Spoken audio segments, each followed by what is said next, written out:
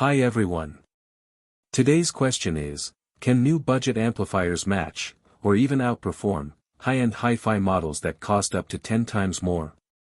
In this video, we're diving into a growing phenomenon that's reshaping the world of home audio. We'll be testing out several amps, like the Duke Audio A5, Fosi V3, IEMA A07 Max, and the A08 Pro, and putting them head-to-head with heavyweights from brands like Cambridge, NAD, Rotel, and even legendary names like Naim and Riga. Is it really possible for an amplifier under $100 to deliver an experience that rivals gear costing over $1,000? If you're an audio enthusiast looking to upgrade without breaking the bank, you'll definitely want to watch this video. But before we begin, if you haven't already, please consider subscribing to our channel. It's free for you, but it means a lot to us and helps us keep making this kind of content. Thanks for the support. Let's start with the Duke Audio A5. This little integrated amp, made in Asia but with surprisingly solid build quality, is based on the Texas Instruments TPA3255 chip, the same heart found in much more expensive models. With the included power supply, it puts out about 65 to 78 watts per channel, more than enough for most desktop or mid-sized room setups. Its build is impressive, solid, compact, and it features a glass top that lets you see the circuitry and easily swap out the op-amp to tweak the sound character. And get this, it even includes an adjustable high-pass filter, which is incredibly rare at this price point. The sound profile is balanced and musical, never harsh.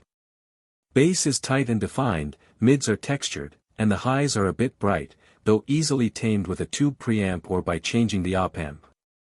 For under $100, this is a direct threat to amps that cost several times more. But the Duke A5 isn't alone in this game. It has serious competition, all using the same TPA3255 chip. Fosi Audio V3, at around $89, it's one of the most popular compact amps right now. It delivers a clean, detailed, slightly analytical sound. Perfect for listeners who prioritize accuracy and definition over warmth or musicality. It has a fast, crisp presentation with tight bass and clear highs, though it might sound a bit cold or clinical for those who prefer a more emotional, immersive sound. Build quality is solid but basic, and it lacks extras like a remote or high-pass filter. IEMA A07 Max, available for around $75, it shares many traits with the Fosi V3 since it also uses the TPA3255 chip.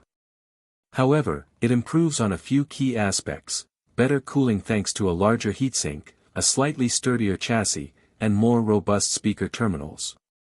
Sound-wise, it's similarly detailed, with a flat, controlled response, but it can feel a bit dry in some systems if not paired thoughtfully.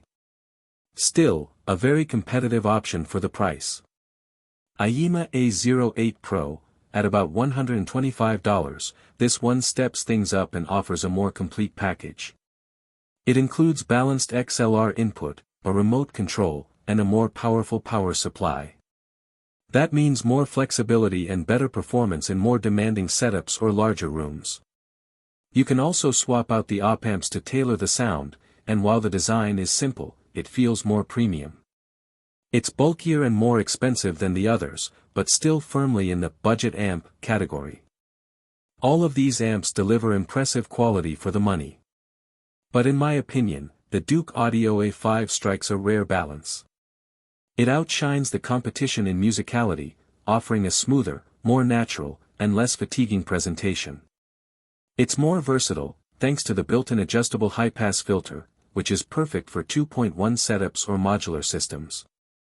And its functional design, like the removable glass top for easy op-amp swaps, adds thoughtful touches you don't usually see at this price. It's clearly aimed at the serious listener who wants more than just specs and power, they want a sound that moves them from the first note. Now for the big question: how do these sub-$150 amps stack up against big-name hi-fi giants? Cambridge Audio CXA81, around $1,000. It offers excellent stereo imaging, refinement, and a solid built-in DAC. Yes, it sounds better, but not 10 times better. In blind tests, many average listeners couldn't tell the difference between it and a well-powered IEMA A08. NAD C316BEE or C368, known for that famous NAD punch, rhythm, and clarity. Still, a lot of folks feel the soundstage isn't as open as what you get from the Duke A5 or Foci V3 with a clean power supply. Rotel A12, musical and impeccably built.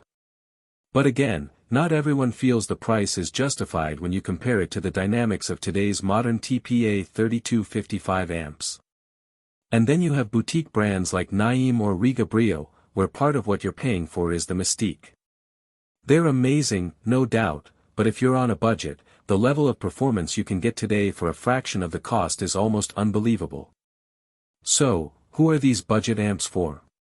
They're perfect for anyone wanting to step into the world of high-fidelity audio without taking out a second mortgage. For folks setting up a serious desktop system. For DIY speaker builders who want to get the most out of their creations.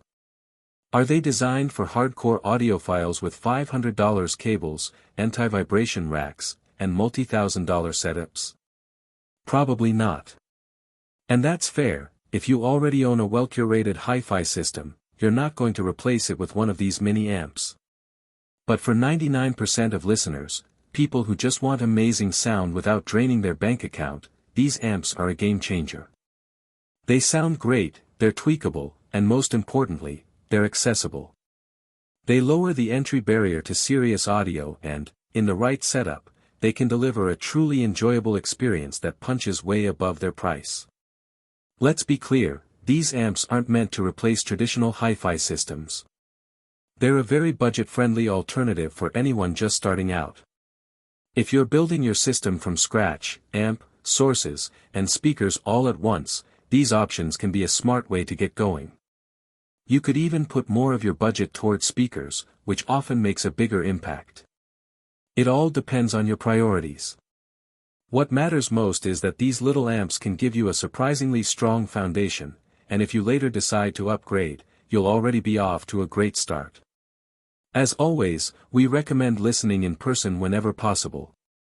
Room acoustics, system synergy, and personal taste all play a huge role in how you experience sound. In the end, the real value of gear like this is found in the listening, in those moments where the music comes alive and transports you somewhere else. If this review helped you, hit that subscribe button, give us a like, leave a comment with your thoughts on these amps, and tap the bell so you don't miss any future videos. Thanks for watching, and for sharing this passion with us.